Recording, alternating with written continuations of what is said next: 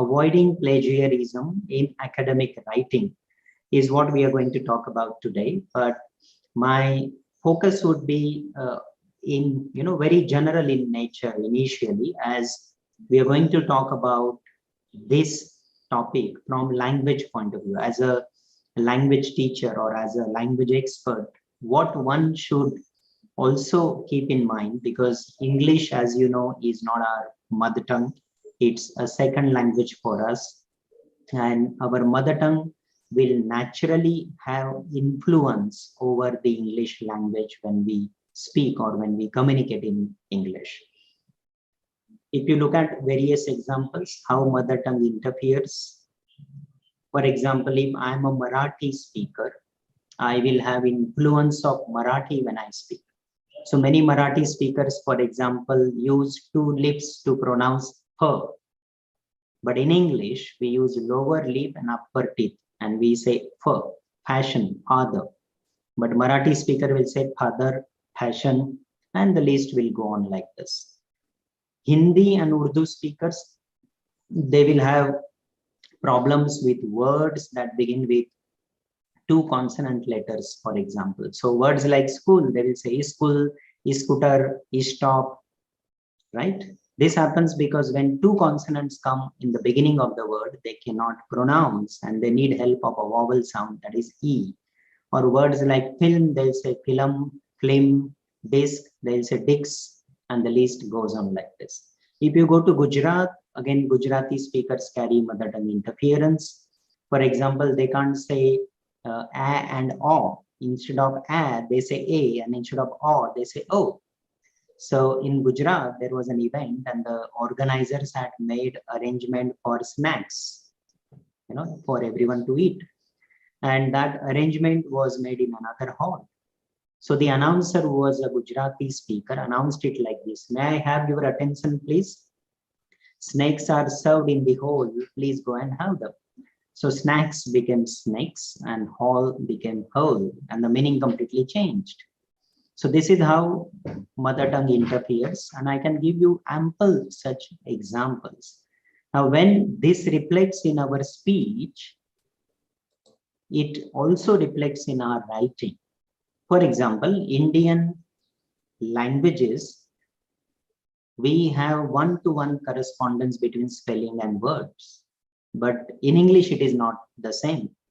Spelling might be different than its pronunciation. Many letters might be silent in English. For example, when I say C-L-I-M-B, it is not climber. Last B is silent, it is climb. Psychology, P is silent. Tsunami, T is silent. P-L-U-M-B-E-R, it is not plumber, it is plumber. B is silent. So this is how, when we learn another language apart from our mother tongue, the framework of that language may not necessarily match with the framework of our language.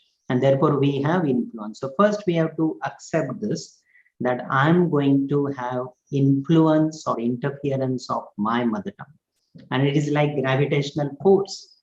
When you throw anything in the air, it comes down automatically because of the gravitational force. So there is a pull of gravitational force. Similarly, there is a pull of the mother tongue on the other tongue, that is any other language that we learn. So with this, we therefore should be open to corrections, modifications, because especially in writing, I see that many of us have difficulties with using articles.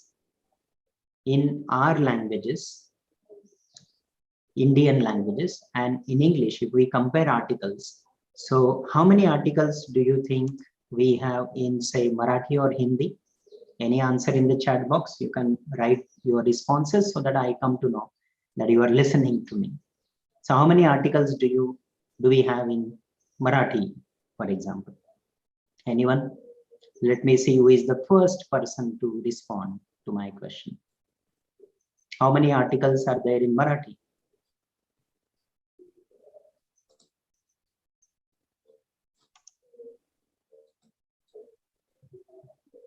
All right, so since there is no response, okay, how many articles are there in English?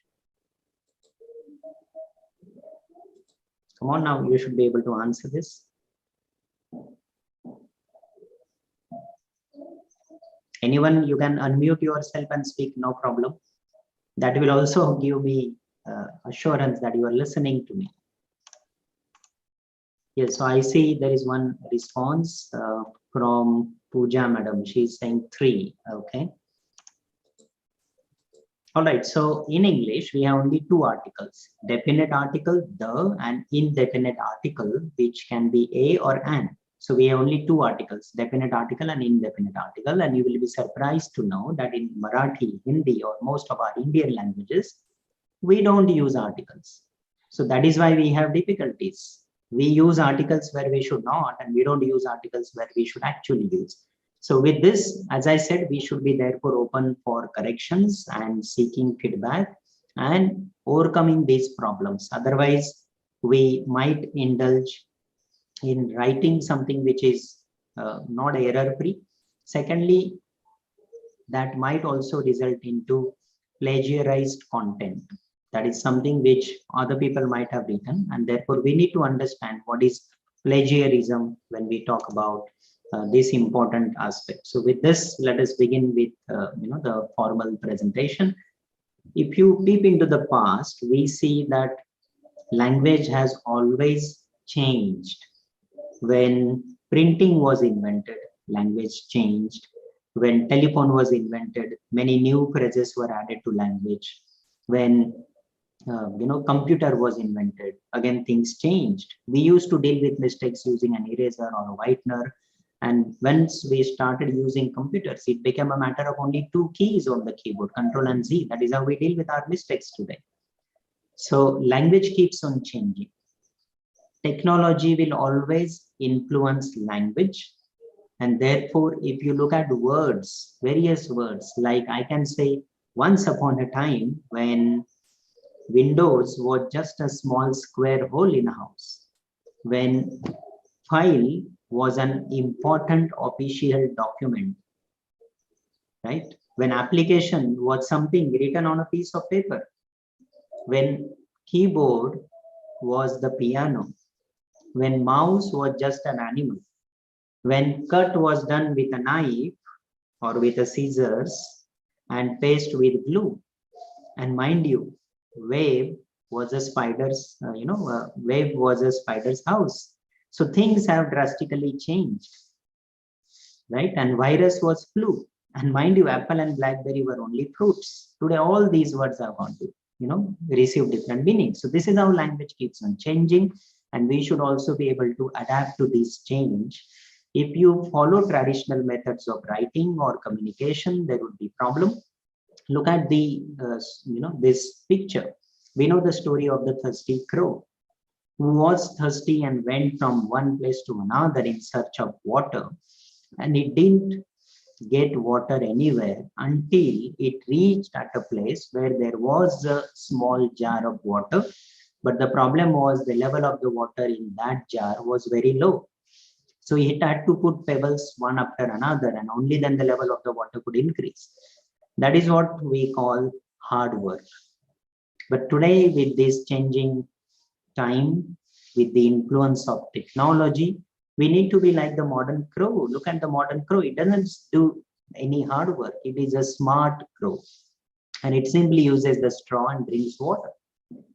So this can be taken in positive context. Negative context could be nowadays so much material is available. So rather than we writing anything on our own, get some material from some source, convert that into our writing, and right. That is not what I mean by smart work. Smart work is ensuring that we do everything out of our imagination, and we use our creativity, as we call them, 21st century skills. Communication, creativity, critical thinking. These are the skills that we really need to be good at. And if you are able to do this smartly, you will be able to save much of your time and efforts, which otherwise you will have to spend if you go for hard work. And therefore, smart work is very important. As today we are going to talk about academic writing or writing for research purposes. As I said in the beginning, if you wish to be good at expressing your ideas, thoughts, in any language, you need to be good at communication. And when we talk about communication, you need to be good at these 4 basic skills: listening, speaking, reading, and writing. And the sequence is also very important, LSRW, because that is how we learned our mother tongue. We started with listening first, then we started uttering sounds, then words, and that is how we started speaking. After we went to school, then we started with reading and then ultimately writing. And as I said, if you wish to be a good speaker, you must be a good listener. Similarly, if you wish to be a good writer, you must be a good reader. So before we write anything, we should explore every possible platform by reading as much as possible. So there are 3 very important things if you wish to be a good writer. Number 1, read. Number 2, read. And number 3, also read. Read as much as possible. That will really help you understand how something should be written. So let me quickly talk about these 2 important skills. As I said, if you wish to be a good writer, which is like output, you must have input. Unless there is input, how can there be an output? If I'm going to, carry out research, or maybe I'm a PhD student, before I write my thesis, or even before I begin with my study, I should at least read minimum 10 thesis, dissertations. That will give me an idea how dissertations are written or how is any research study conducted. So this is a simple logic, and I'm sure you all know this, so I will not get into details of the connect between reading and writing. But let us understand, like every day we read a lot. So what do we read? If I ask you, I'm sure you will give me multiple responses. And it is said that today a reader, tomorrow a leader, because you will have so much knowledge and you can actually lead anything that you wish to, whether it is an organization, any project, any assignment, anything. You can even lead the country.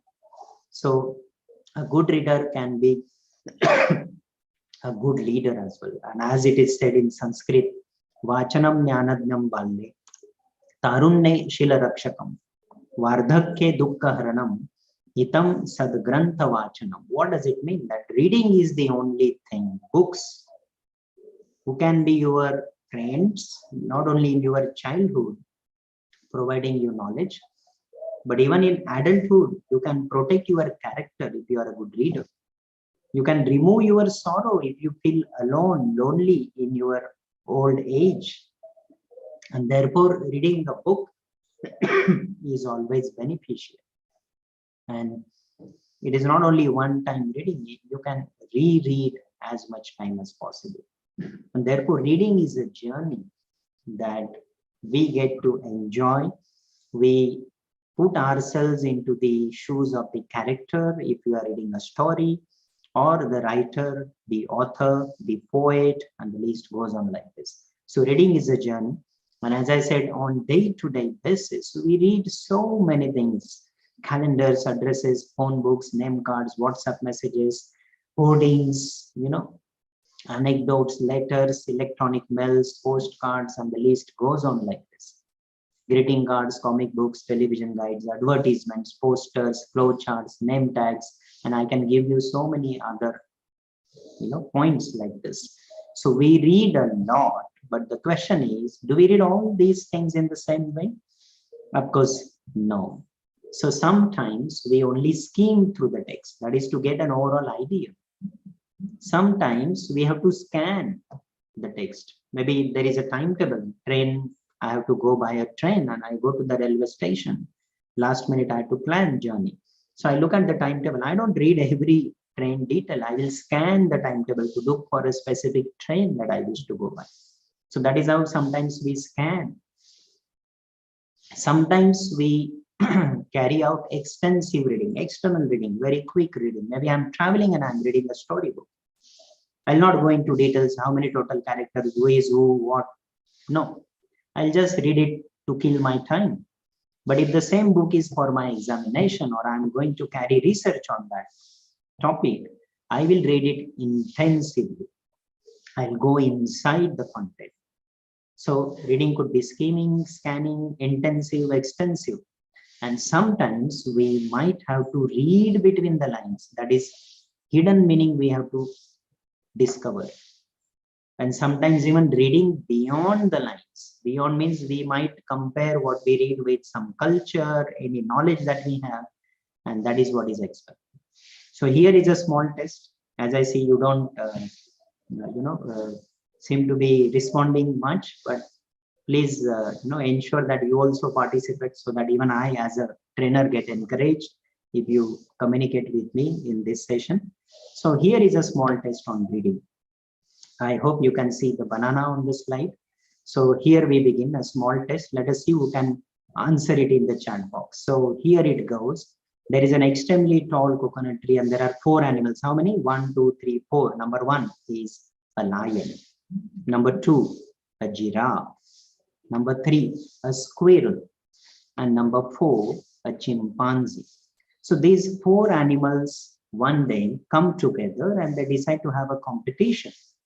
What is the competition? To see who can get a banana from the tree the fastest. So who do you think will win? Come on. I repeat the options: the lion, the giraffe, the squirrel, and the chimpanzee. Let me see who is the first person to respond in the chat box. Yes, Daud sir is saying D, then Sadar sir is saying squirrel, Maina man is saying chimpanzee, squirrel, then C, all right. K, Sneha, Shubhadev, thank you very much. This really encourages me to know that you're all listening to me. All right, so most of you are saying squirrel. Probably you are thinking of the speed at which it can run or it can travel. All right, Rahul sir is saying giraffe. All right, let me share the answer with you. So if your answer was the lion, you are a deep thinker, but unfortunately wrong. If your answer was the giraffe, you are a logical thinker, but unfortunately wrong. If your answer was a squirrel, you are an optimistic, very positive person, but the answer here is wrong. And if your answer was the chimpanzee, you are absolutely wrong. Why? The answer is bananas don't grow on coconut trees. Remember, it was a coconut tree. You just looked at the picture and therefore you had banana in your mind, but we were talking about a coconut tree. So reading or listening, we usually take them for granted. So we must take reading carefully, otherwise there could be a problem. Can you read this, for example, a bird in the bush? If you read this, and if you didn't notice that article the is repeated, it is a bird in the bush, then you need to understand that there is a problem. So what do you see here? You can see good, you can also see evil. So both these words can be seen. Sometimes what we read, there could be one meaning attached to it, but there could be another hidden meaning as well. So that is what I mean by showing you this picture. Again, here you can see you as well as me. If you try this, rather than reading names like yellow, blue, orange, black, red, green, you have to say the color of the word. So green, red, blue, yellow, like this. And if you try, you will see that you tend to read the word rather than saying the color of the word.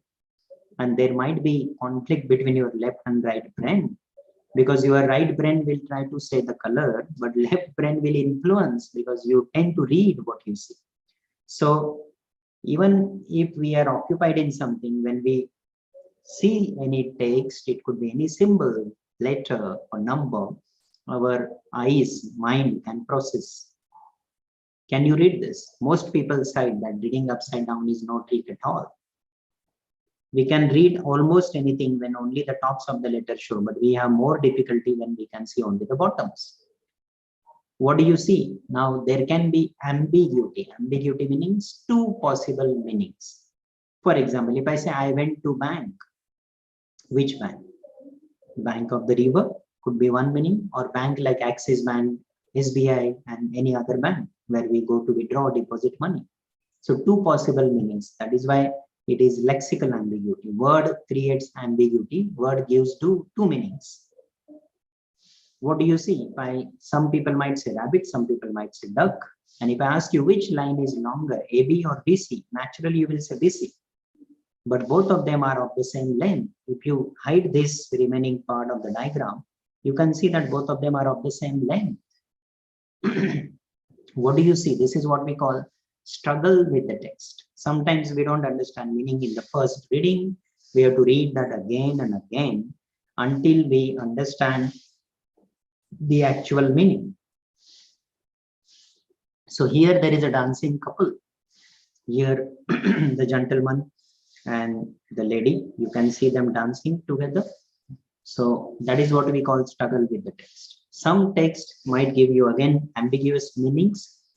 If I ask you what are these people doing, some of you may say they are dancing, some of you will say no, they are flying kites, some of you will say no, there are no kites, there are birds, some of you will say no, those are parts of the ship, and there can be multiple interpretations. Now, can you count F, letter F, in these 4 lines only, starting from finish to ears? Quickly, tell me how many F's do you see in the 4 lines? How many? Come on.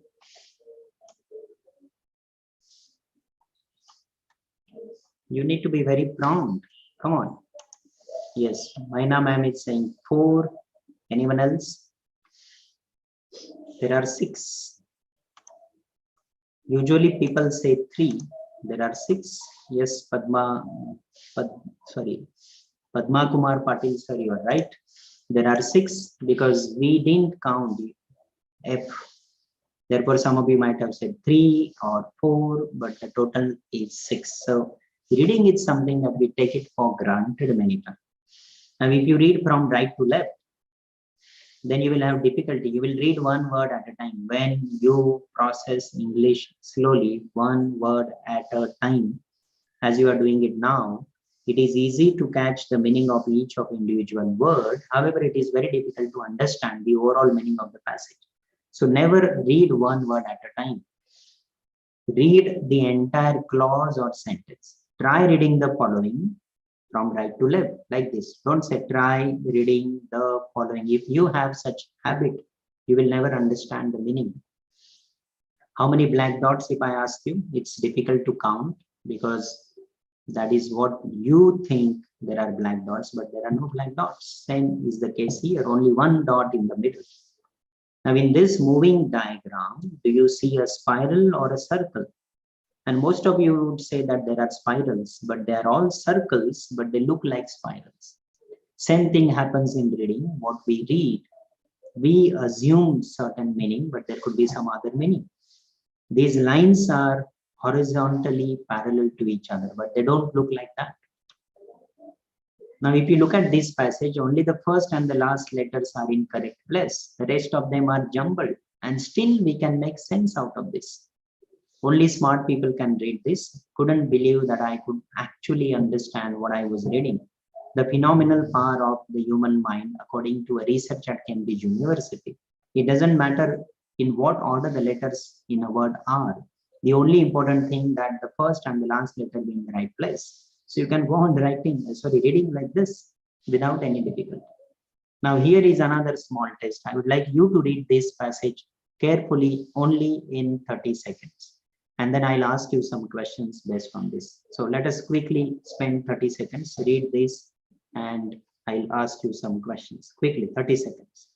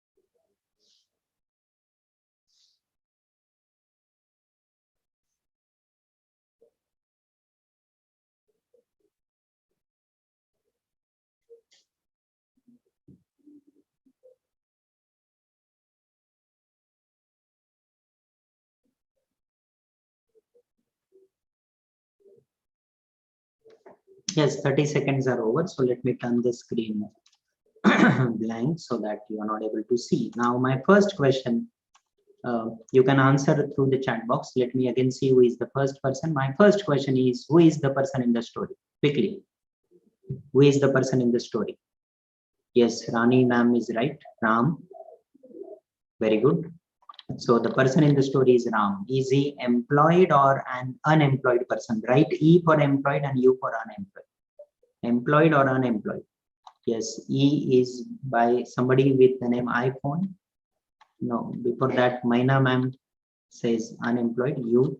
So most of you are saying unemployed. How does he come to know about the opening of the job? Quickly, how does he come to know about the opening of the job? Newspaper. Dr. Dilip sir is the first one to answer. Thank you. Yes, he comes to know about the opening of the job by reading the newspaper. Now, does he apply for the job? Type Y for yes and N for no. Does he apply for the job? Yes, Maina ma'am and Sneha ma'am. Yes, he does apply for the job.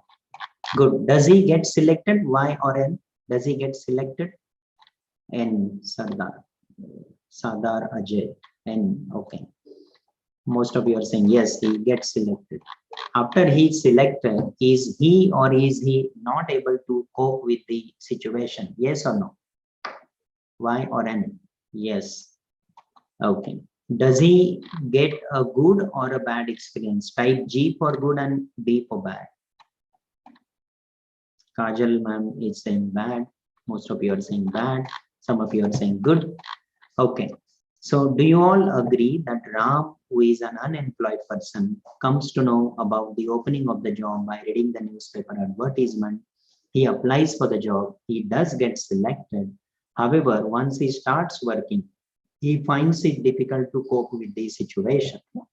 And therefore, he gets a bad experience. He also gets hurt by this experience. Do you all agree with this? Y or N? Or there is some other interpretation meaning you can share? So do you all agree? Yes, Sneha ma'am is saying yes, Dr. Shaikh is saying yes, Padmakar Patil sir is saying yes, Kuldeep sir is saying yes, Nilima ma'am is also saying yes. All right, but that is not the meaning of the passage. The person is Ram, but Ram is not reading the newspaper. He doesn't read the newspaper. In fact, Ram cannot read any newspaper. Why? Because he is illiterate.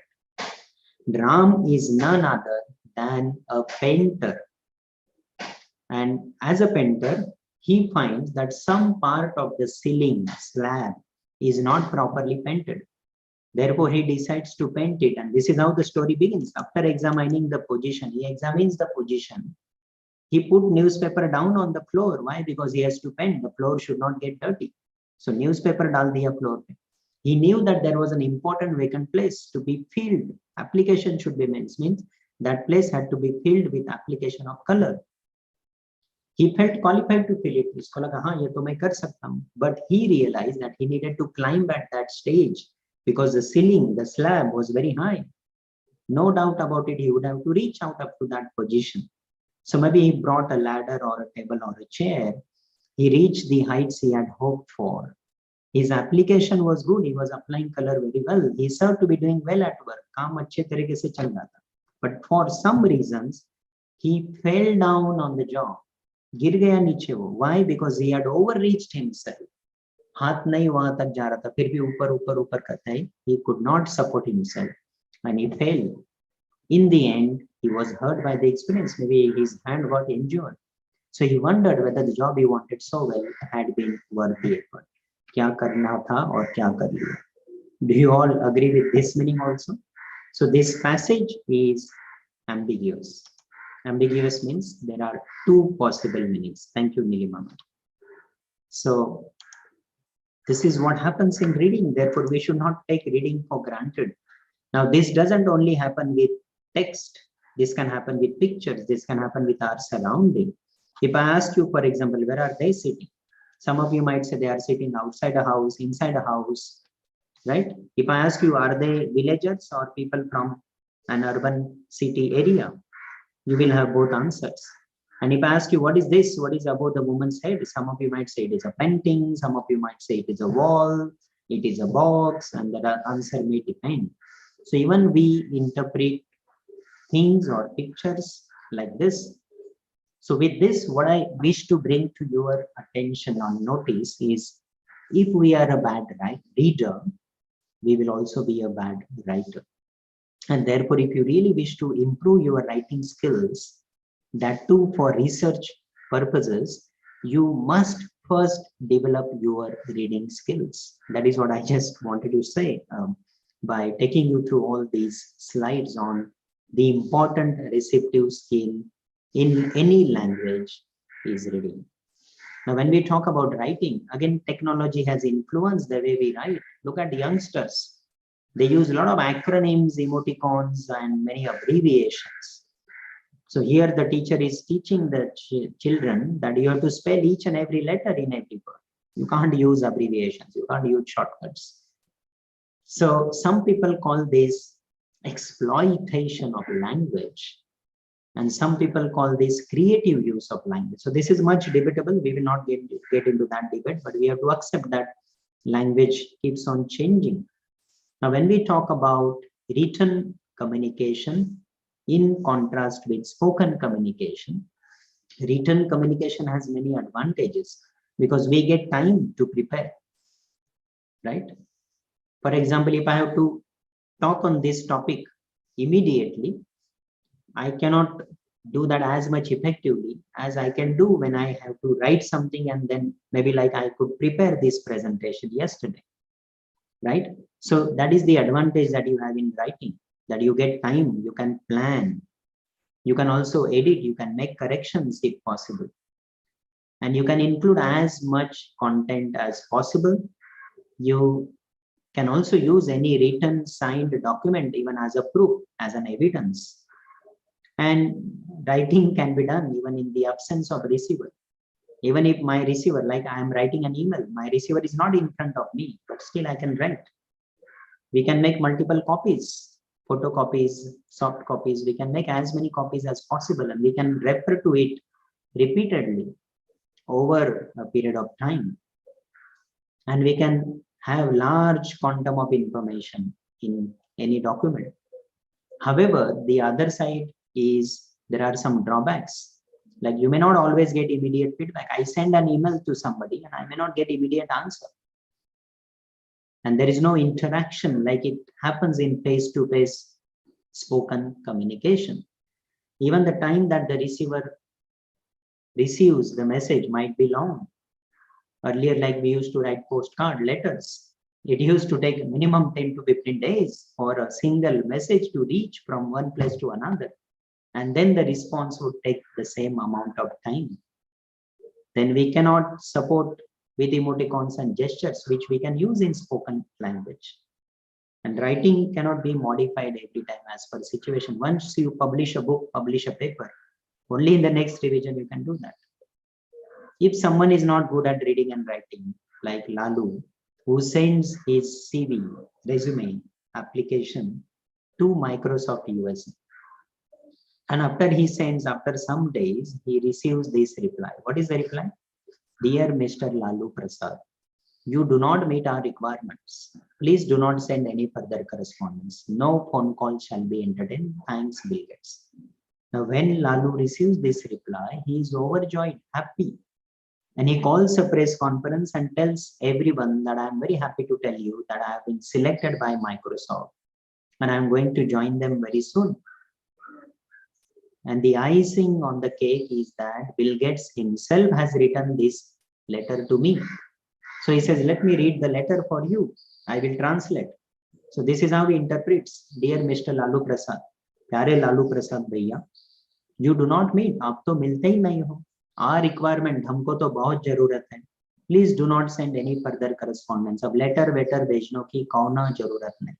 No phone call, खुनवा भी करने की जरूरत नहीं. Shall be entertained, बहुत खातिरदारी की जाएगी. Thanks, आपका बहुत बहुत धन्यवाद. Bill Gates तो और बिलवा. So jokes apart, what we understand that if we are not good at reading and writing, anything like this might happen. How people write when we look around People also make a lot of mistakes, and therefore we may not have any good role model to imitate, to follow. This was an advertisement for a washing machine, and it said, "Don't kill your wife, let our washing machine do the dirty work." So the meaning is ambiguous, and therefore a writer has to be very careful, otherwise there can be problems. Now, when we read or when we write, context plays, especially in reading. The context can help us understand the meaning of the word. Now, here is comprehension based on the context. So, what I'm going to do is I'll display one sentence at a time, and I have used a no sense word. It is gestras. It doesn't have any meaning. You have to guess the meaning of the word. Which word should come here instead of this word in bold? So we see many international travelers buying gestras from duty-free shops inside departure and arrival terminals at airports. So try to guess. You can type in the chat box, what word should come here instead of gestras? And you have to guess that based on the context, what comes before and after that word. No one? So you can guess, your answers might be wrong. Something that you buy at duty-free shops inside departure and arrival terminals at airports. All right, let me give you another clue. They buy gestras for themselves or as gifts for their friends and acquaintances. Anyone? In the past, gestras were available in attractive and luring packets. Come on. No one till. These days, gestras are available in small packets or in packets which bear horrifying pictures, because the World Health Organizations and governments have made it mandatory for gestra manufacturers to have such terrifying pictures on gestra cartons. Still, I don't see any response in the chat box. Another clue, millions of people across the world are addicted to gestras, though they know that gestra consumption is injurious to health. Still no response. However, yes, Rahul sir has responded. Cigarettes, you are right. Rani ma'am, you are also right. But you took very long, at least 5 to 6. All right, no problem. But I'm happy that you could come up with the right answer. So, however, because cigarette packets bear a statutory warning that cigarette smoking is injurious to health, that it causes cancer, especially lung cancer, it's a good sign that the number of smokers is decreasing. Similar exercise that I'll give you now. Same. Now you have to guess what word should come in place of the word flip here. I have a flip with me nearly every day. So any guesses? Something that I carry with me every day.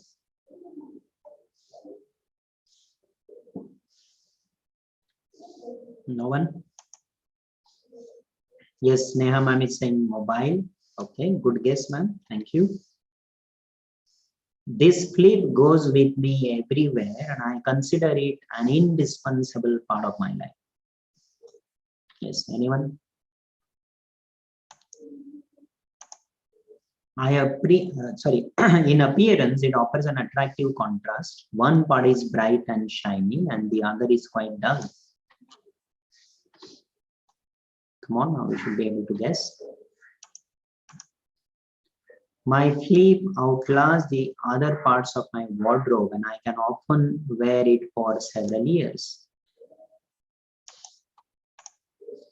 Being an obtrusive, it seldom goes out of style. Some people like a stretchy flip, but I prefer the traditional kind. The leather of my flip is soft and subtle, so that it gives with every movement of a part of my body. Usha ma'am is saying watch. Close to the answer, but very good guess. This flip is very important to my well-being, for without it, my trousers would come down. Now, come on, all gents should at least guess this. Belt, Maina ma'am, you are right.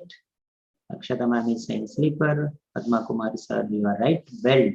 Belt is the answer. So, I didn't help you with the word. I only gave you context and you could guess the word. That is how context plays very important role. So if you don't understand meaning of any word, don't every time refer to a dictionary. You can try to guess the meaning from the context. And therefore, writing is very serious business.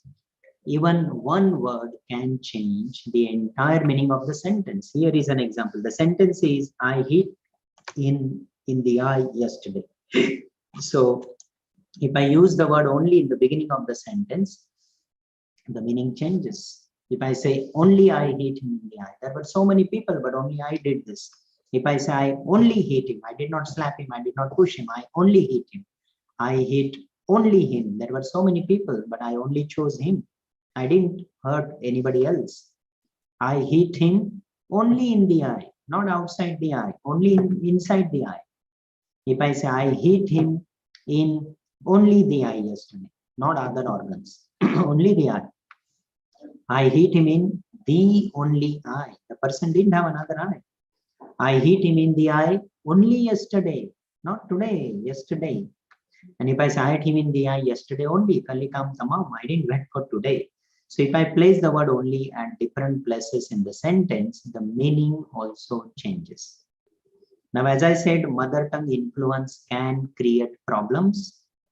I said that in the beginning, MTI, mother tongue interference, like gravitational force. Here are some real examples. This is how people write. In Infosys Bangalore, an employee applied for leave as follows, and he wrote, since I have to go to my village to sell my land along with my wife. So sending land along with wife, the meaning changes. Please sanction me 1 week leave. From Oracle Bangalore, from an employee who was performing the Mundan ceremony of his 10-year-olds, and he writes, as I want to shave my son's head, please leave me for 2 days. SIDAC, another leave letter from an employee who was performing his daughter's wedding, and he writes, as I am marrying my daughter, please grant a week's leave. Another from HL Administration Department, as my mother-in-law has expired, I am only one responsible for it. Please grant me 10 days leave. Another employee writes, since I have to go to the cremation ground at 10 o'clock and I may not return, please grant me half day casual leave. Another leave letter, I am suffering from fever, please declare 1 day holiday. Another letter, as I am studying in this school, I am suffering from headache, I request you to leave me today. Another again letter, my headache is paining, please grant me leave for the day. Another covering note, I am enclosed herewith, मैं खुद यहाँ पे enclosed. These are all real examples. One candidate applied like this, dear sir, with reference to the above, please refer to my below. Another application of leave, my wife is suffering from sickness and I am her only husband at home. I may be granted leave. This is how people wrote. I mean well here and hope you are in the same well. Literal translation. The last and the most interesting one is the candidate's job application, and the candidate writes, this has a reference to your advertisement calling for a typist and an accountant, male or female. As I am both for the past several years and I can handle both with good experience, I am applying for the post. So if we write like this, people will not only reject but will laugh at this. And therefore, we have to ensure that we are a good writer, and we also keep ourselves away from having any plagiarized content. Punctuation, for example, plays very important role in writing, because in speaking, I can use pauses, I can change my tone, I can change my pace, intonation, but in writing, we use punctuation. If I write or say, let's sit grandma, the meaning is different than when I say, let's sit grandma, the meaning is different. Same sentence, but just because of a change in comma. First comma is after the word woman, second one is after the word her, and here it is after the word woman, and the second one is after the man, not after the word her. So this sentence is, a woman without her, man is nothing. So who is important? Woman is important. Second sentence, a woman without her man is nothing. Who is important? Man is important. The meaning completely changes. And therefore, punctuation is also very important. Ambiguity that I talked about, double meaning, two interpretations. Sentences like this, did you see the girl with the telescope?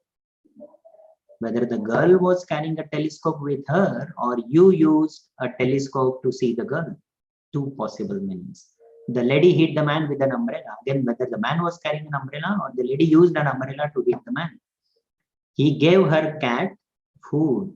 He gave her cat food. The meaning changes. Stolen painting found by tree. By tree means next to the tree, beside the tree. Or the tree itself went and found it. In passive voice, if you say this sentence, they are hunting dogs. Hunting as an adjective will have different meanings, and hunting as a verb will have different meanings. Although there can be ambiguity, but language can also be used very creatively through writing. Like Forest Department, what did they write? Shoot the bird with camera, not with gun. Traffic Department, they wrote, donate blood, but not on roads. Petrol pump, no smoking. Your life may be worthless, but our petrol is costly. Hospital board, if you still want to continue looking at girls even after your death, donate your eyes. So this is how language can also be used creatively. And whenever we write, therefore, we must be first able to understand why do we write? What is the point? What is the purpose? What is the objective? What is the outcome that we expect? And therefore, we have to begin with the end in your mind. What is the end of this? If you're writing a research paper, it should get not only selected. That is not the only aim. The next aim is to contribute to the study in that domain. So we usually try to communicate through our writing as we wish to express our thoughts, feelings, and expressions. And we share some aspect of ourselves with others. Otherwise, I may have brilliant ideas, but those are only in my mind. What is the use of those ideas if I'm not able to communicate them through writing and through speaking? As we talked about punctuation, it is not only at sentence level, even at the level of the paragraph. Look at these two passages. Dear John, I want a man who knows what love is all about. You are generous, kind, thoughtful. People who are not like you admit to being useless and inferior. You have ruined me for other men. I yearn for you. I have no feelings whatsoever when we are apart. I can be forever happy. Will you let me be yours? So this is the letter. Now the second part that you see is the same letter, but punctuation is changed. Dear John, I want a man who knows what love is. All about you are generous, kind, thoughtful people who are not like you. Admit to being useless and inferior. You have ruined me. For other men, I yearn. For you, I have no feelings whatsoever. When we are apart, I can be forever happy. Will you let me be? So the same passage, but punctuation has changed the meaning completely. The meaning is opposite. Here it is like she is proposing. She wants to marry him. Here she wants to get rid of him. The same word. So it is not only about words. It is also about punctuation, how we write, the structure. And writing can be very creative. We can use language very creatively. And in short words, when we summarize or when we paraphrase, then we can communicate. Here is a small story. Read it for yourself. So a blind boy sat on the steps of a building with a hat by his feet. He held up a sign which said, I am blind, please help. So remember this sign, I am blind, please help. So there were only a few coins in the hat. A man was walking by. He took a few coins from his pocket and dropped them into the hat. He then took the sign, turned it around, and wrote some words. He put the sign back so that everyone who walked by will see the new words. Soon the hat began to fill up. A lot more people were giving money to the bank. That afternoon, the man who changed the sign came to see how things were. The boy recognized his footsteps and asked, were you the one who changed my sign this morning? What did you write? The man says, I only wrote the truth. I said what you say, but in a different way. The previous sign said, I am blind, please help. The new sign was, today is a beautiful day and I cannot see it. So do you think the first and the second sign were saying the same thing? Yes, both signs told the people that the boy was blind. But the first sign simply told people to help by putting some money in the hat. Whereas the second sign told people that they were able to enjoy the beauty of the day, but the boy could not enjoy it because he was blind. So should we be surprised that the second sign was more effective?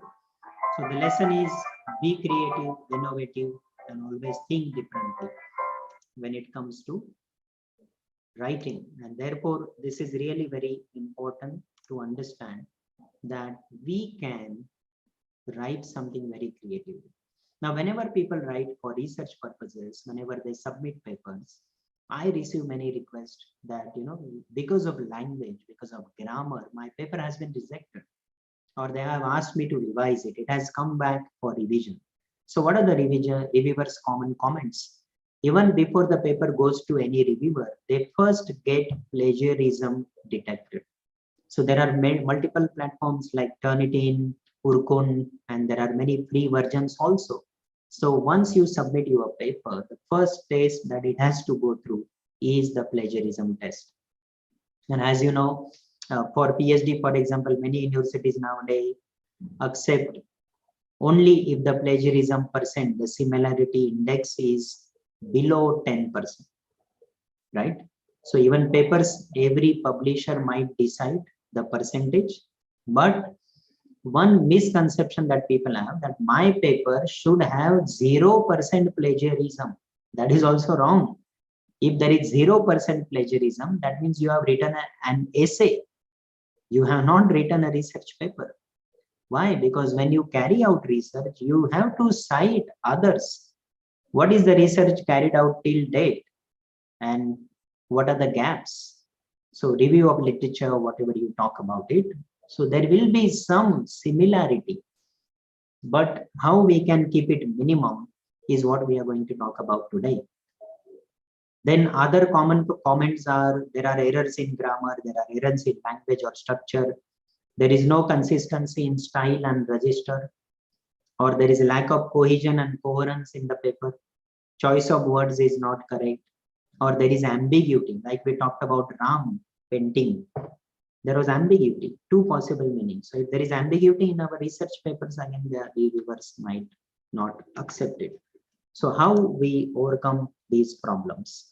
So let us first understand what is plagiarism. So it is not plagiarism or anything. The correct pronunciation is plagiarism. And this is a Greek word, which literally means kidnapping.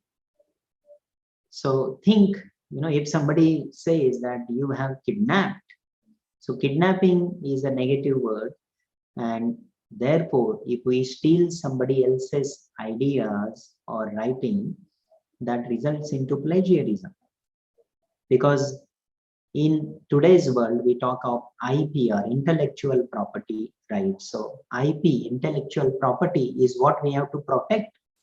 The way we protect our home, our house, if we buy, we do, agreement, sales deed, everything. Why? Because we look at it as our property. Similarly, intellectual property, although it is, not tangible or physical initially, but it is your property, it is your intellectual property. And the way we look or protect our physical property, we have to protect our intellectual property as well.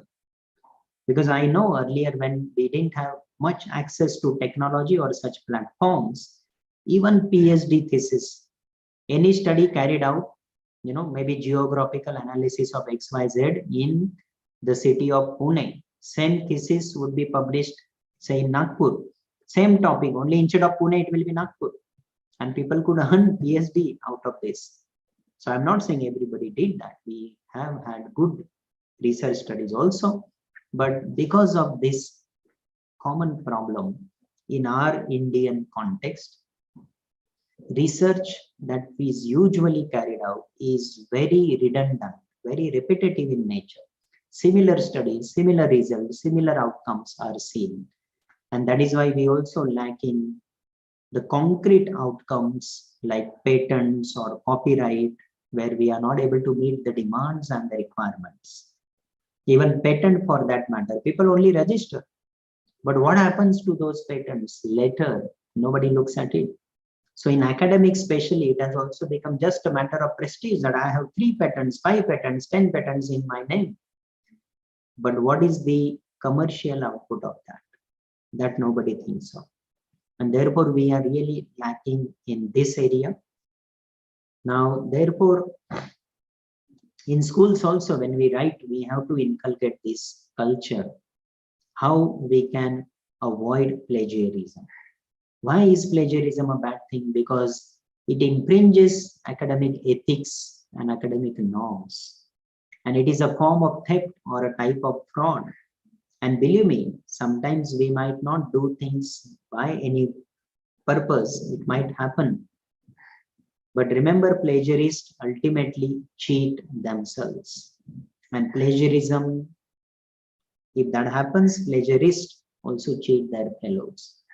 Because plagiarism reflects incompetence. And therefore, we need to build this competence. So how can we spot plagiarism? Look at this extract, for example. And this is a passage. At the beginning, at any rate, the idea of sovereignty was the idea that there is a final and absolute political authority in the political community, and everything that needs to be added to complete the definition is added if this statement is continued in the following words. Quotation marks, and no final and absolute authority exists elsewhere. Quotation marks complete. F.H. Hinsley, 72nd edition, Cambridge University Press, 1986, page number 25 to 6. Now, this, if you look at this, it has been, properly, if you see whatever the text had, it was taken, it is in inverted comma. And then the source is also cited with all the details of publication. Now, here I will show you 5 cases, I mean, not, some cases where I would like you to tell me whether this is an example of plagiarism or not. This is the actual passage. At the beginning, at any rate, the idea of sovereignty was the idea that there is final absolute political authority in the political community, and everything that needs to be added to complete the definition is added if this statement is continued in the following words, and no final and absolute authority exists elsewhere. Now, if you see the passage, how it is written, at the beginning, the idea of sovereignty was the idea that there is a final and absolute political authority in the political community, and everything that needs to be added to complete the definition is added if this statement is continued in the following words, and no final absolute authority exists elsewhere. So the software will immediately catch this, and this will be shown as plagiarism. Although the author has tried to change some words, like at the beginning same. But in this, the idea of sovereignty comes here. The idea of sovereignty was the idea. So he has deleted at any rate. So only by deletion of some words, you can't get rid of plagiarism.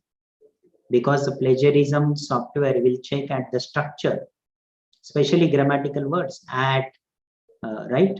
Then the idea, sovereignty, again the idea. So it will look at the structure and it will automatically capture. Second example, at the beginning, now we already know this passage, so I will not read, but look at how it has been changed now. In its earliest manifestations, sovereignty was thought to capture the idea that there is an ultimate locus of authority within a given political community. More recent usage tags on the idea that in addition, no absolute and ultimate authority over that community exists elsewhere. So many modifications have been made, but the structure remains the same. And therefore, this can be again caught. Let us look at this. Where is this passage from? As I showed in the beginning, Hinsley. So the author has written it like this. As Hinsley in 1986 argues, the beginning at any rate, the idea of sovereignty was the idea that there is a final and absolute political authority in the political community. And everything that needs to be added to complete the definition is added if this statement is continued in the following words. and no final and absolute authority exists elsewhere. So the good point is the author has included or acknowledged who is arguing this person is arguing. So this is a good way of citing the source. Look at this example. Again, here it is cited with more details, year and page numbers also. So the same passage, but now citation is different. And look at this. The discussion of sovereignty has evolved from the classical notion final and absolute authority in political community by Hensley 1986-25. These days, the term also encompasses the idea that there is no final authority elsewhere. This is what is reflection. I read this, I understand, and now I am trying to interpret. What is my interpretation? That this discussion has been going on for many years. So this is my reflection on what is existing. So the discussion of sovereignty has evolved from classical notion when it started 1986, and it has evolved today. And what is happening today? I'm saying these days, that is nowadays, the term also encompasses the idea that there is no final authority elsewhere, the last point. And who says, I'm not saying this, my point is only this, that the discussion has been going on for many ages since the classical notion of this, and even today this continues because there is no final authority elsewhere, and I have written this. So this is a better way of citing resources so that we don't indulge in plagiarism. So I'm not simply copying and pasting the words, I'm trying to interpret them in my own words, and that is how we have to overcome plagiarism. So how we can avoid plagiarism that we have been talking about, or why do writers plagiarize? The commonly cited reasons are there can be pressure of workload.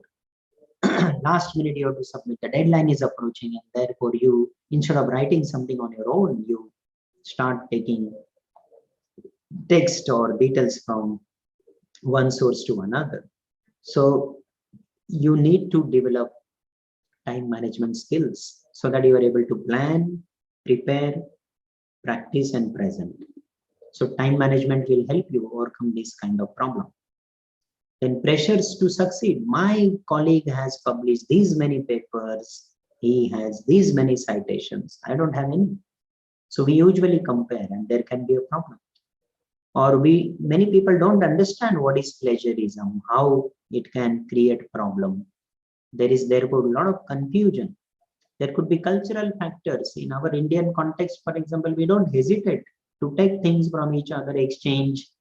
But in academics, in research, you can't just do that without acknowledgement. At home, for example, I use anybody's equipment easily because we are all family members. But in academics, it cannot happen. So you have to respect everyone, respect for seniority, what goes on in other walks of life. Now, as I said, if there is confusion in understanding what is plagiarism, there are therefore two types: deliberate plagiarism with intention, rewriting from books and articles, or copying and pasting from web pages, websites, and creating a patchwork writing, or buying, downloading, borrowing the paper, or nowadays what we call ghost writing is becoming very famous. People write for you and you pay them money. So that is deliberate plagiarism if it is not written properly. Accidental plagiarism, not knowing when and how to cite. So most of us have this problem. We don't want to get into deliberate plagiarism. We accidentally indulge in plagiarism. After I write, submit my paper, I think, yes, I have done a very good work. But when a plagiarism test is done, I see, my God, similarity index has increased. So why that happens? Because we don't know how to cite. Not knowing how to paraphrase or summarize. We don't know how to paraphrase. We don't know how to summarize certain things. Right? So don't think that I will write the name of the author and I will take the text as it is and I'm citing and still it is showing plagiarized. That is not how things have to be. Not knowing that what common knowledge is. What is common knowledge that is available in public domain? and what is academic or private, personal, knowledge when it is through IP or intellectual property. So this is what we need to understand. Otherwise, then we might indulge in this. Or people, when they try to recycle an old paper, again, that can be result in plagiarism. So there are several ways or even tricks that you can use when you know that you have written and you want to cite people. Because as I said, if your plagiarism is 0, that means you have not cited anybody, you have not referred to any study. So even that should not be accepted. So you need to paraphrase the information, put it into your own words first, but ensure that the meaning doesn't change. And that doesn't mean that you simply change 1 or 2 words here and there, like I showed you some examples, right? So you have to first understand what is the passage, what is the original author saying. It's like you watch an accident हो गया आपके सामने, highway पे जा रहे थे, you are the eyewitness, and वही story accident कैसे हुआ वो हमारे शब्द में हम लोगों को बोलते हैं. We use our own words. Similarly, somebody has written something, somebody had carried out an experiment, now you have to talk about it in your own words. But if you are going to talk about the same conclusion, same objective, same outcomes, you have to acknowledge that. आप थोड़ी बोलोगे accident आपको पता चल गया किसका हुआ था, कौन था, वो तो बहुत बड़ा आदमी था, then you will take his name. You will not avoid कि अरे एक्सीडेंट हो गया, इतना बड़ा देखा, ये हो गया, वो हो गया, हॉस्पिटल में लेके गए, सामने वाले को अरे बट कौन था वो, who was that person. Similarly, people would like to know who you are talking about, who you would like to cite. So don't only simply change words randomly, iska synonym use kar do, right click karo, synonym dekho use karo. No. Software people are also aware of this and they keep on improving. So please give the author credit. You have to give credit. That is how you can cite others and you can have good literature review also. If you wish to quote their words directly, please use quotation marks, because when you upload your paper in plagiarism software, there is an option, exclude quotation marks. वहाँ पे tick करना है. That means whatever text that is in double inverted comma, the software will not check it. Why? Because you are citing. Double inverted comma means these are not your words, somebody else has said, and you are using them in your content. So you have to give the credit. So citing the source can really help us. Cut and paste is not going to help us only. There are many software applications also, like Quillboard, Paraphrase It, where you can simply copy the text and paste it, but you can't paste the entire paper. Same content, text can be converted by using synonyms, changing structure. Many applications are there, but when you get the output text, it should be meaningful. Sometimes even you yourself cannot understand, because that is machine translation or machine work. And cut and paste, please keep yourself away from this, because if you don't know how to paste, you must never try to cut. Let me give you an example. There was a very famous public speaker, and he had a very good sense of humor. Whenever you would go to any public platform, he would speak very effectively, right, to attract everyone's attention and surprise. So one day when he was to talk about childhood, what he did was he thought that I must now surprise people. So before he talked about childhood, this is how he started. He said, the best years of my life were spent in the arms of a woman. And he took a pause. And then everybody started looking at him. What is he saying? The best years of his life were spent in the arms of a woman. Who that woman is? And then he says, that woman was my mother. And then he started, I still remember my childhood and this and that, and childhood was the best period of my life, and blah, blah, blah, blah. One of the members in the audience, he was very much surprised and impressed, and he said, now let me also copy this. I will also surprise people like this. What a good way to begin a speech and surprise people. So he decides to copy that and paste it somewhere. So there was a family get together where this gentleman's Family members, including his wife, was very much there. It was an evening party, so he was a little drunk. He also went on the stage and said, today I'm going to share something with you. And he started in the same way. He had copied and he wanted now to pest. He said, the best years of my life were spent in the arms of a woman.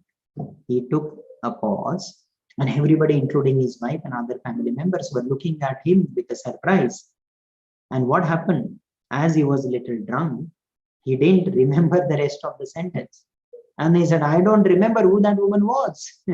And then next day, this gentleman was in hospital. So jokes apart, if you don't know how to pest, don't copy, don't cut. So it is very important for us to cite the source effectively so that we can avoid plagiarism. So don't use any cut and paste technique. Just typing yourself from a print source will not help you, because even print sources now are included, are verified by the software for plagiarism. Then don't use or buy anyone else's paper. You can paraphrase and you can attribute, and as far as possible, use quotes. That will really help you, because quotes, as I said, the software will not detect. It will exclude, because you are using quotes and you are citing the reference. So even when we receive papers by students nowadays, assignments, earlier students used to copy and paste same assignment submitted by everybody.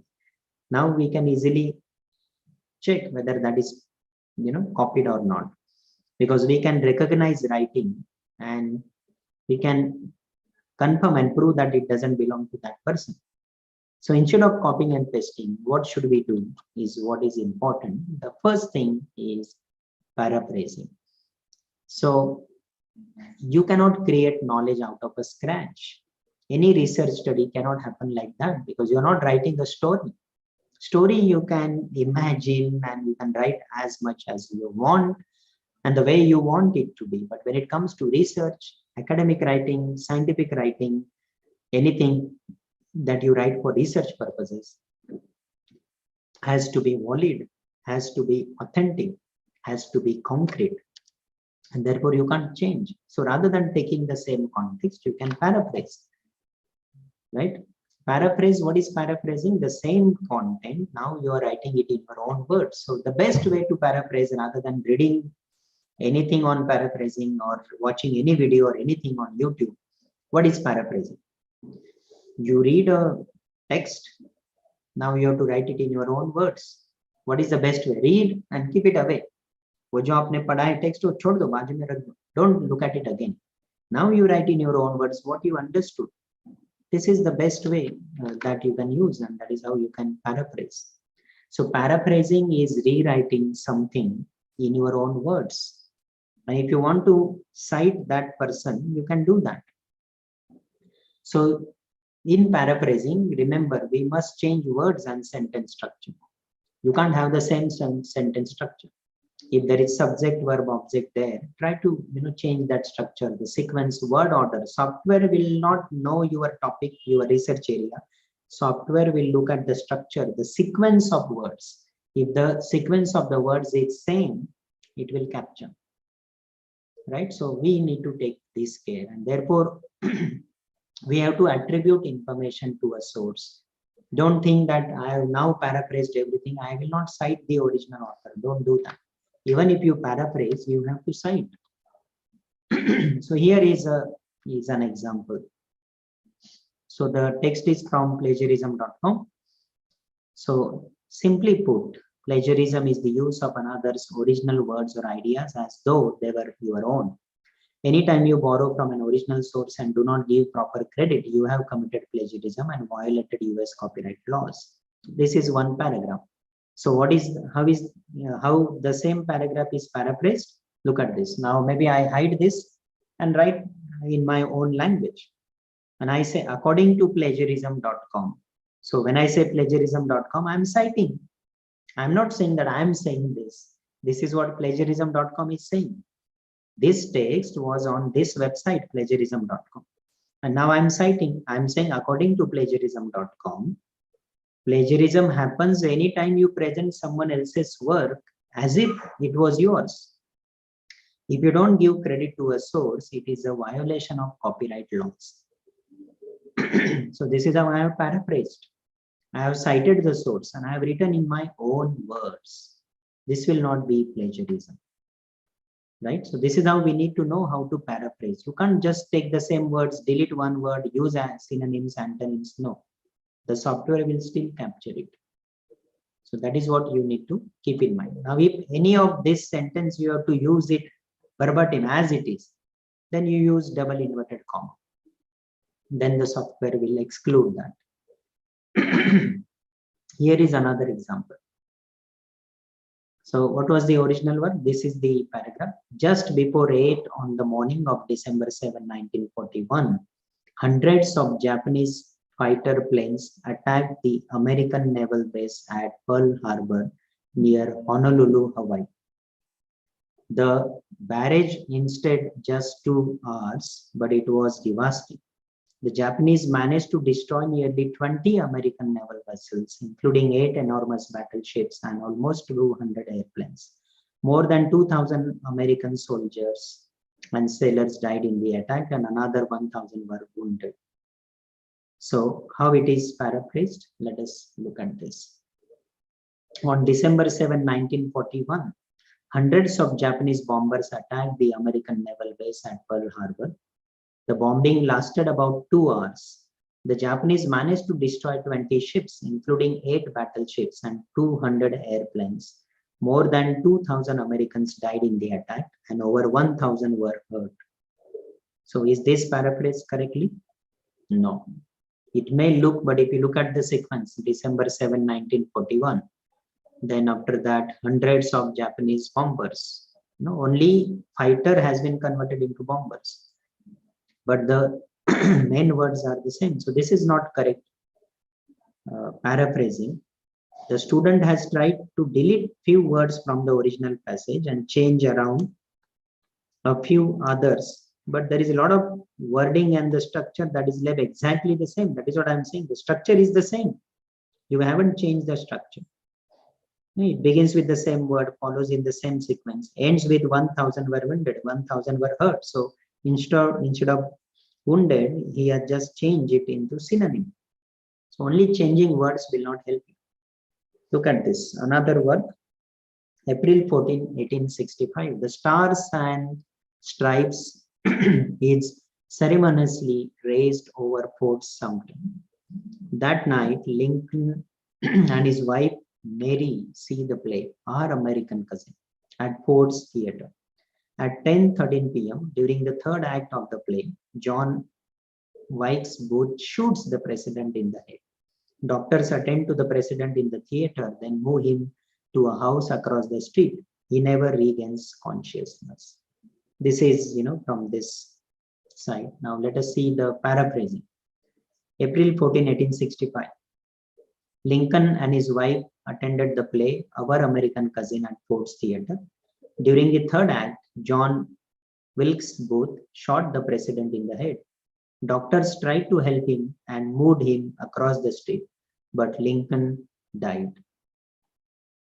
Again, this cannot be, this is better than the previous, but not exactly paraphrased. Because again, the student has deleted only some words and changed around few words. Even verb tenses have been changed, but the structure is the same. So please remember, paraphrasing doesn't mean changing words, synonyms and everything. You have to change the structure as well. So the best thing to do when you wish to paraphrase is to read the entire selection. As I said, read the entire passage, keep it away, look away from the work and try to put the information into your own words. Of course, this doesn't mean that even though you may reword and restructure the information well enough, you still have to give the author credit in your sources. ऐसे नहीं सोचना कि अभी paraphrase कर लिया, मेरे पूरे शब्द हो गए, उसमें से एक भी शब्द सिमिलर नहीं है, तो मैं ऐसे no, but the source from which you got this idea is the same. And therefore, you have to keep that in mind. Okay, before we move ahead, any questions till this point? If there are any questions, please feel free to ask. We have another 30 minutes or so.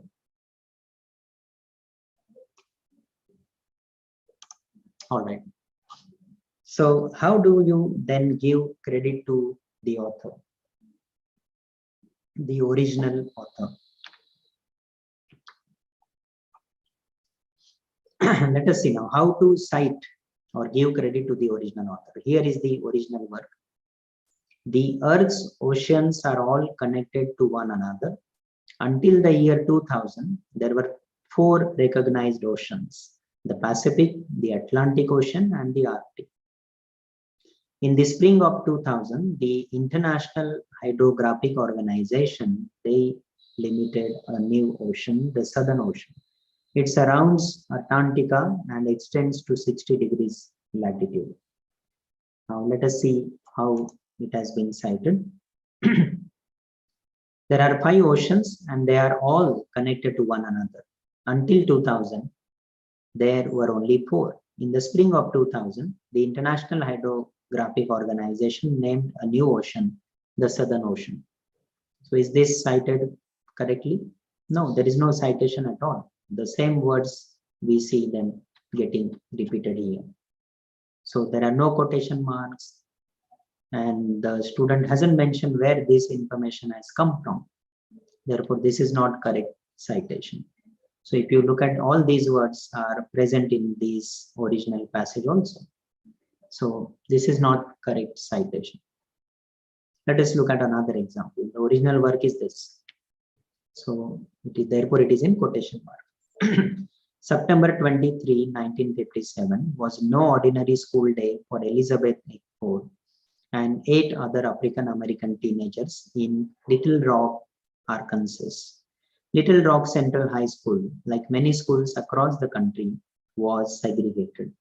Only white students were allowed to attend, but the Supreme Court had ruled the segregation or the legal separation of blacks and whites in public facilities was illegal. And these 9 students, who would be known as the Little Rock 9, would be the first African Americans to attend Little Rock Central High.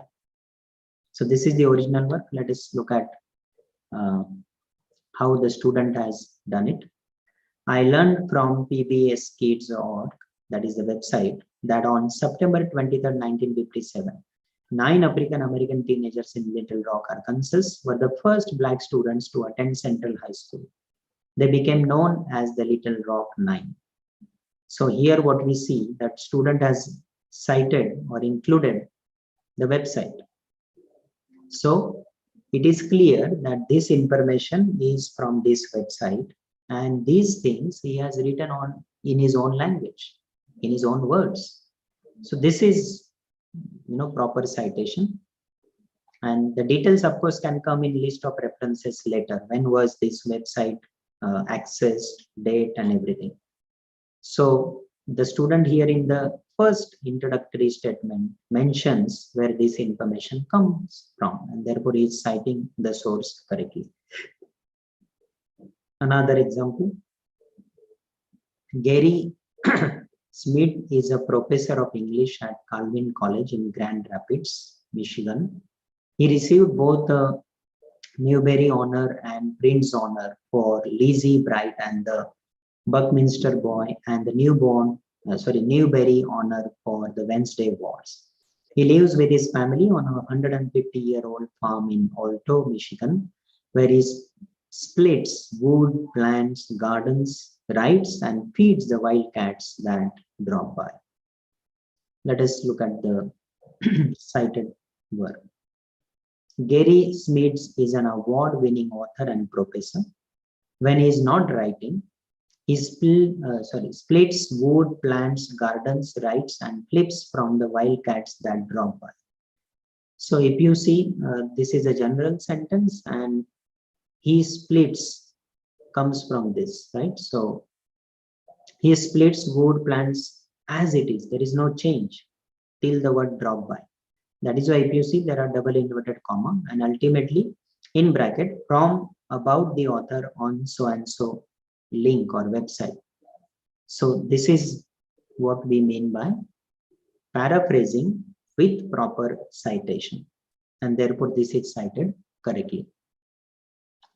So the part that is directly quoted from this, he splits to this word drop by. is used in double quotation marks. So the software will not, check it. So that you need to remember. So here is a small passage. Now, because of the paucity of time, I will not be able to ask you to paraphrase this, but maybe you can take a screenshot of this. Try to paraphrase, and maybe you can share over email also. I will share my contact details towards the end of this presentation. And then I'll tell you, whether you have been able to cite the source properly or not after you paraphrase the text. So what you have to do, you have to first read this, then paraphrase, that is put it into your own words, and then you have to cite the source, right? What is the source? The website, the source is given you. So you can do this later. Now, whenever we use quotes or we use citations, we can use someone else's words, and we can even put them in quotation marks as they are without making any change. For example, look at this. According to plagiarism.com, the definition of plagiarism is this: plagiarism is the use of another's original words or ideas as though they were your own. Sorry for this wrong punctuation. So it is a violation of copyright law to present another's original words or ideas as though they were your own, because it is considered plagiarism, right? And it comes from plagiarism.com. So this is how you are citing it. Then try to put it together. Use a combination of quotations and paraphrasing in your paper. You can also analyze the information and include your own thoughts and ideas. And create a work cited page, that is maybe list of references that you can have. And therefore, it could be in that way. So what is another good scholarly practice to avoid plagiarism? We talked about paraphrasing, citing, and the best thing is making sure you are safe when you submit anything. So when you quote directly, please keep the person's name near the quote whenever you write your notes in your paper. Select those direct quotes that make the most impact in your paper. And don't include too many direct quotes, otherwise that will lessen the credibility of your work. Otherwise, on one page, there are so many quotation marks, so many quotes. That means you have not interpreted them. You need to paraphrase them in your own language and cite. So you can mention the person's name at the beginning of the quote, or maybe in the middle or at the end. There is no fixed rule. You can do it whatever style that you follow. You can decide how you are going to use it. But when you use the exact words or sentences or paragraphs, you should use quotation marks around the text. And then indicate added phrases, maybe in brackets, or you can use ellipses. It depends, right? So that is what you need to do. And ensure you note exact page numbers in the reference. The list of reference, you can have more details. So if somebody wants to read that article, he or she can refer to it.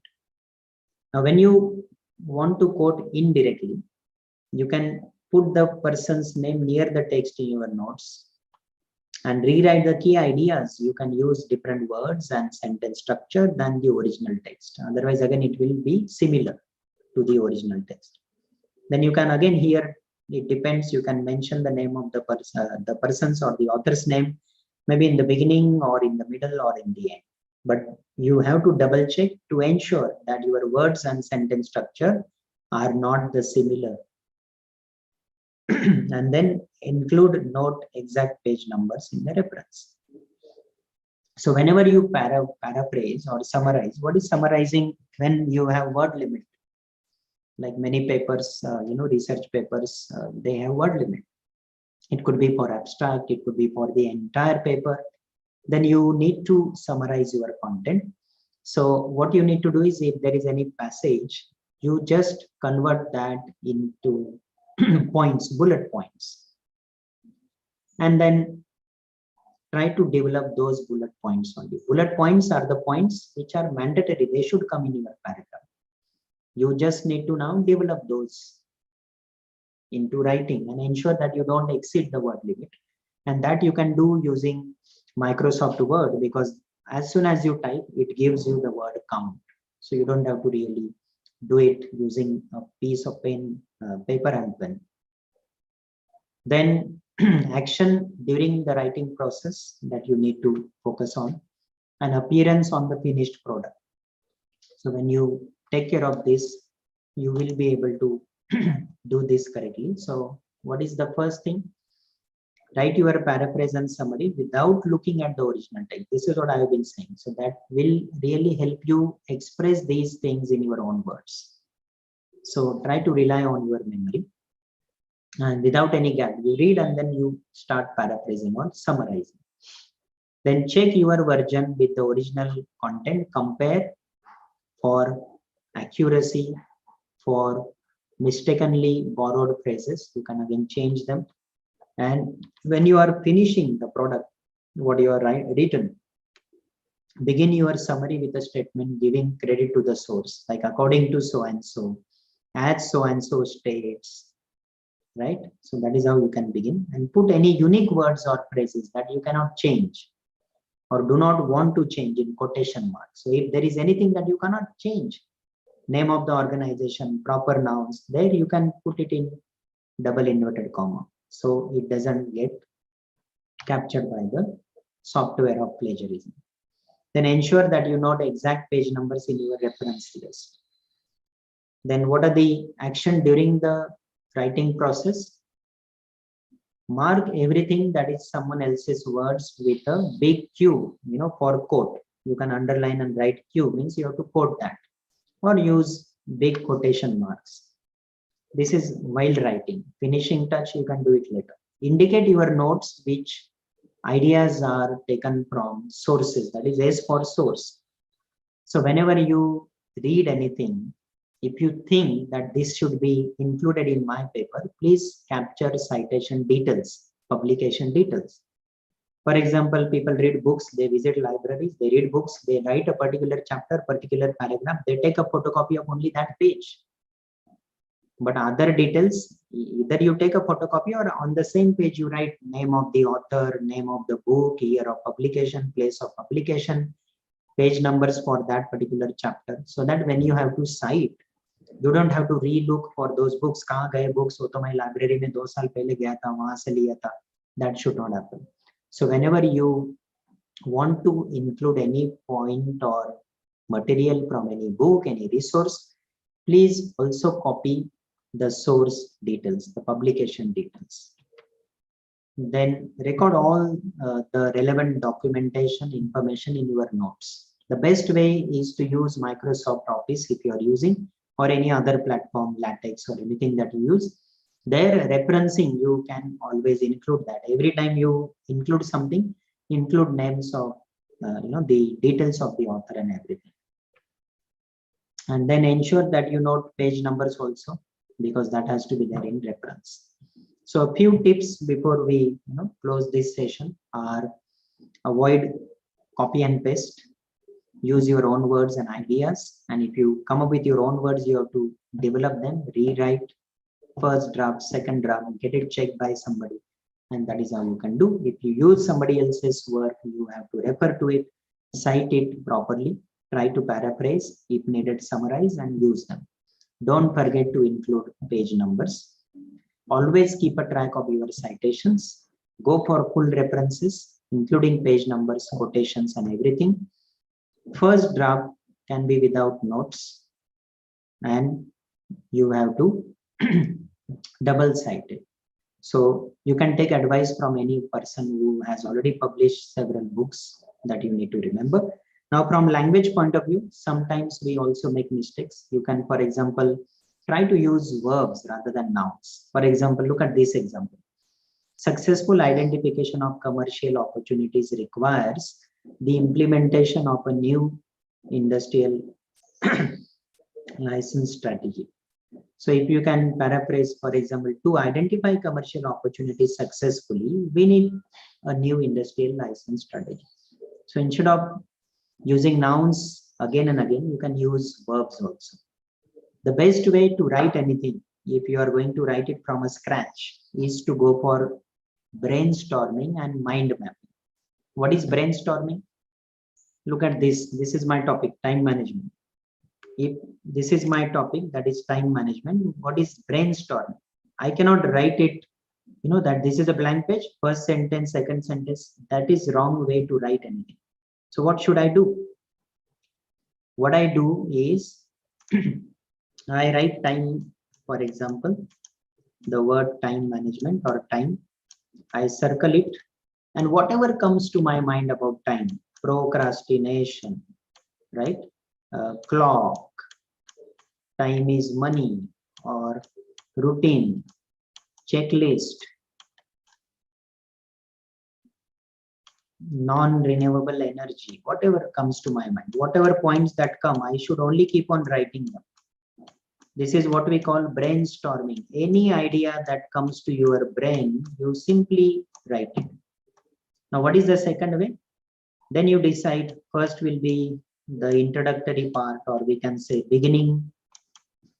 Second will be middle of your content. And third will be conclusion or end. So you decide. Now I need to decide, like I have three numbers, 1, 2, 3. So if I think that time, procrastination, that should come in the middle. So I will write number 2 here. Routine should come in the beginning. So I will write number 1 here. So whatever is relevant for number 1, you give numbers. So 1, 2, 3. So in 1 now you have say 10 ideas. In middle you have 20 ideas. In end you have again 10 ideas.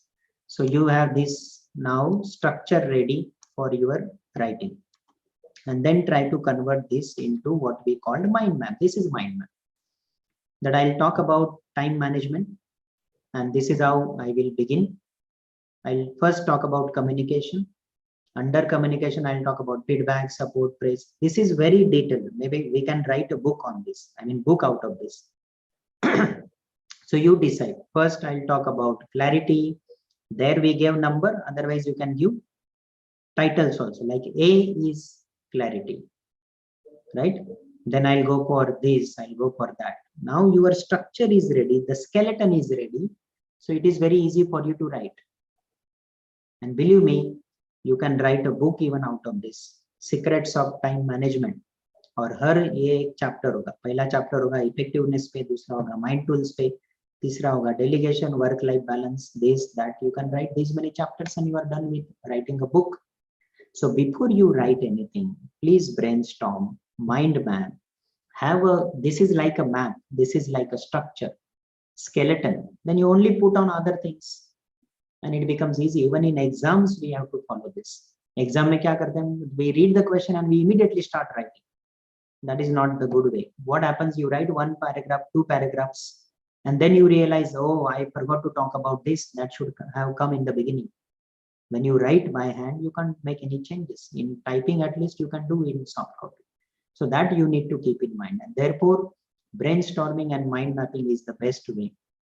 And whenever you use sentence, for example, any well-written document has a proper flow, without any awkward, phrases or expressions.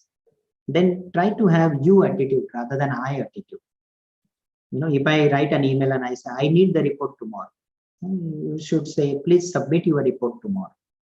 Submit it latest by so and so date. Then proper subordination of ideas. Express the most important idea as the main clause. And the less important idea should be a subordinate clause or secondary clause. Now begin your secondary or subordinate clause with subordinate conjunctions such as because, since, when. They should be used. Look at this. Your proposal is interesting, although it does not meet our specifications. What is more important? It doesn't meet our specification. That should be the main clause. So you can begin like this. Unfortunately, your proposal does not meet our specifications, although we found it interesting. Right? So this is how you can use main and subordinate clauses. And try to coordinate ideas when a sentence contains 2 ideas of equal importance. Then you have to divide the sentence into 2 main clauses. Both the ideas are important. Then you can use conjunctions like and, but, or, neither, nor, and so on and so forth. So Wed will review the cost estimates and Lean will write the bid. Both are important. Clear? Then lesser important idea in subordinate clause. For example, other candidates who are equally qualified but the marketing director selected Laurel for the position. You can make it better. Although other candidates were equally qualified, the marketing director selected Laurel for the position. Then any interrupting expressions. For example, you are considering the risk involved in such an investment very fortunate. So you are, then you have to read this. So it interrupts. Sometimes when you provide additional information, it is important to begin that initially, but you can still write it like this. You are very fortunate considering the risk involved in such an investment. So fortunate comes here, after such a small couple of words or phrases, don't interrupt. Then so and so false. Replace so or and so with a more meaningful conjunction. Elena has been a literacy volunteer for 10 years. So we gave her a special award. So is very common, informal. So you can either say because, as a result, further, and so on. We gave Elena a special award because she has been a literary volunteer for 10 years. The typical problem that we see, especially with Indian writers, is active and passive voice. So try to use active voice whenever possible. Avoid using passive voice. Passive voice will make your sentences lengthy. Look at this. New software was bought by us. We bought new software. Your resume has been received. We have received your resume. So active sentence length is small. Then if there is any parallel structure, right, treat like elements in a like manner. Try to make nouns parallel with nouns, adjectives, and with adjectives. Look at this. The new assistant is eager and has much knowledge. The new assistant is eager and knowledgeable. Rekha writes just as well, if not better than Eric. Rekha writes just as well, if not better than Eric. She always has and always will give 110% effort. She always has given and always will give 110% effort. Now, before we close, here are some sentences. As I said, because of the influence of mother tongue, we might make mistakes. So before we close, here is time for us to reflect. The publisher had given these instructions to all the authors. Now, had given is past participle, past perfect tense. We use past perfect tense only when we talk about two actions, whereas here it is only one action. So it should be simple past. The publisher gave these instructions to all the authors. This sentence will be correct if there is another action. The publisher had given these instructions to all the authors before the authors went to the court. Then it is correct. Number two, we are observing this as researchers in the lab for the last 10 months. That means it started 10 months ago. It is still going on and is likely to continue. Then we should use present perfect continuous tense. We have been observing. The researcher has already revised the settings for these experiments a few weeks ago. Few weeks ago means the past tense, whereas this is present perfect tense. So instead of has revised, it should be only revised. The researcher already revised the setting. Why you are asking this question? Auxiliary should come here. Why are you asking this question? The researcher asked the participants if they are willing to participate in the interaction. This is indirect speech. The researcher asked past tense, so this should also be in the past tense. The researcher asked the participants if they were willing to participate. The present paper or the paper discusses about this issue. Remember, discusses, don't use about. This is Indian English. The paper discusses this issue, not about. About is not needed. Researchers must take proper care of all their equipments in the lab. We are talking about one lab. So it should be equipment, not equipments. It cannot be plural. Like we say people's, data's, that is wrong. Or men's, women's, they have to be like that. You must avail of this golden opportunity. Whenever you avail of something, of is needed when you mention that. Your finding is more perfect than what is given in the paper. More perfect, comparison you have to take care of. The researcher did not give his exam because he was unwell. In English, we don't give exam, we take exam. Teachers give exam to the student, but we as students take exam. None of the respondents have reported so far. None has reported. The experiment may probably produce the desired effects. In research, we don't use such words. Even if you use may, probably are redundant expressions. Just say may. Myself carried out the experiment. This is grammatically wrong. I carried out the experiment, not myself. There is no response from the respondent since 2019. There has been no response.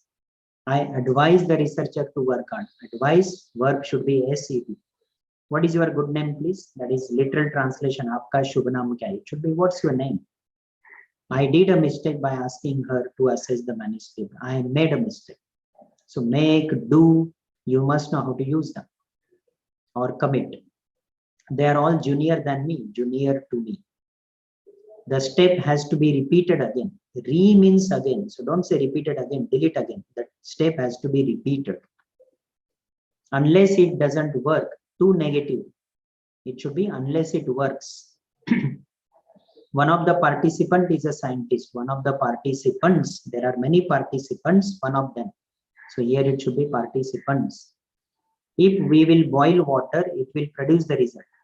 This is conditional sentence. In conditional sentence, the first clause has to be in simple present tense and the second has to be in simple future tense. If we boil water is wrong. If we will boil water is wrong. It should be if we boil water. Will is not needed here, but will is needed here. It will produce the result. This study deals with historic readings, historical. The instruments reminded him his laboratory work, reminded him of his laboratory work. I look forward to study this. After look forward to, when you use a verb, it has to be in ing. I look forward to studying this. I look forward to analyzing this. I look forward to meeting you. I look forward to receiving your feedback. So this is how we need to take care. So that's all from my side. With given time, I thought I was able to convey to you the importance of reading, its connect with writing, and the ways in which we can avoid plagiarism by using these two techniques of paraphrasing and summarizing. If we can have another session there, we can deal with practical aspect of this, doing it practically, but because of the paucity of time, I thought of sharing these examples with all of you, and I'm sure this must have given you some insights. Remember, it's all about practice. I can go on and on, but once you start paraphrasing, summarizing, and practicing it, you will enjoy it, the process.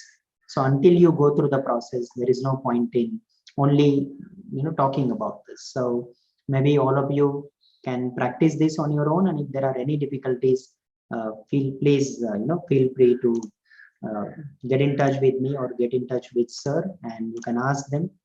I will just share my contact details so that in case you wish to get in touch with me, you can do that.